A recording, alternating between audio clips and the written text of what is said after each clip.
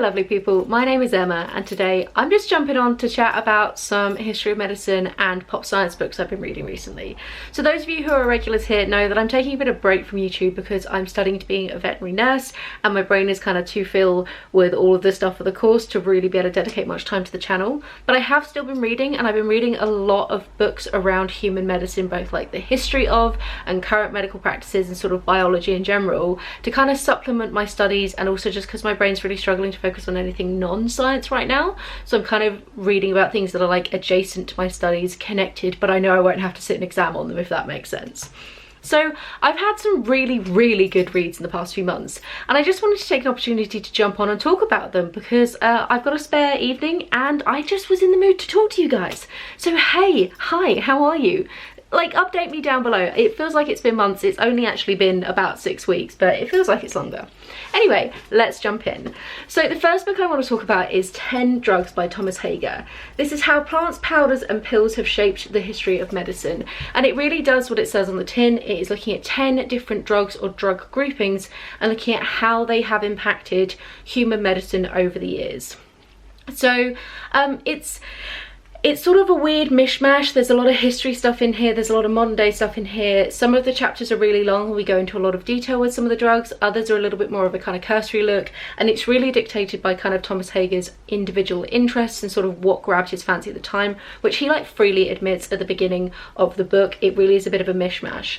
I found it absolutely fascinating. Some of the drugs that are talked about in here are used in veterinary medicine because the crossover between animal and human medicine is huge. So that was really interesting from like my perspective of stuff that we use day to day, learning a bit about the history of it. But it also covers things that we definitely don't use, like the pill, and sort of how modern contraception completely revolutionized, like socially, how women were viewing their bodies and kind of using their bodies, and sort of the way that advancements in medicine can have all these kind of social connotations. It also talks about things like opium and opiates and sort of the problems with addiction that have sort of been rife throughout human history, as well as some of the like ways that we're currently approaching human medicine and sort of preventative compared to reactionary. But when we are weighing up the side effects compared to the benefits of preventative medicine, are we being over eager, and how does that play into sort of profit margins and pharmaceutical companies? It's also got a really interesting bit at the back which is talking about mononuclear or monoclonal antibodies. I might have pronounced that wrong.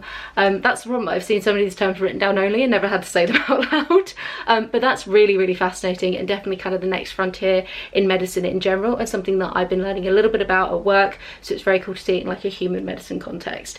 It's incredibly accessible. You don't need to have a huge background on like pharmacokinetics or anything. It's really interesting, actually fairly short compared to some non-fiction out there, and definitely compared to some on this list, and just such a fun breezy read. Really enjoy it. The next book that I wanted to talk about is one that I finished a couple of months ago, but I never actually spoke about on this channel because I really was behind in my wrap-ups when I did decide to kind of back off the channel, and that is And the Band Played On by Randy Shilts. This is Politics, People and the AIDS Epidemic, and it is a history of the AIDS epidemic from the early 80s in 1981, basically as early 80s as you can get, and then going forward from the identification of AIDS as a pandemic kind of sweeping the globe, and how it was handled both from a scientific perspective but also a social and political perspective.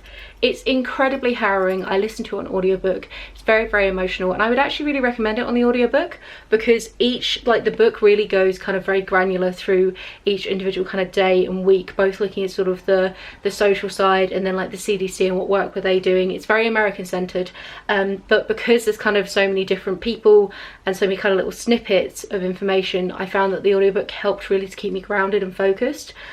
Naturally, it doesn't continue up to the modern day because the AIDS story is incredibly expansive and you couldn't possibly tell everything, so it does have a cut-off point. But it was really interesting looking at the early days and how the fact that so many of the people who were suffering from AIDS were gay, and how that impacted sort of the way that the medical community and sort of the American community and so sort of society as a whole, how it understood and sort of reacted to this and how seriously it took it. So really interesting. And on a similar note to sort of epidemics in general, I also read Spillover, Animal Infections in the Next Human Pandemic by David Quammen. This was really, really popular at the beginning of the pandemic for obvious reasons, and it does look at what we call a zoonotic disease, which is one that crosses over from animals to humans.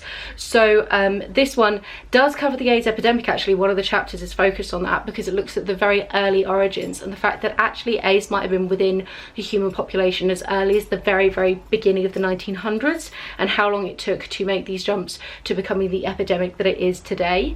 It also does have conversations about various COVID infections and diseases that have been rife before COVID-19, as well as SARS, and it generally looks at how zoonotic diseases occur, whether it be sort of bacteria, viruses, or indeed from parasites like ticks, and then what work can we do to track them down.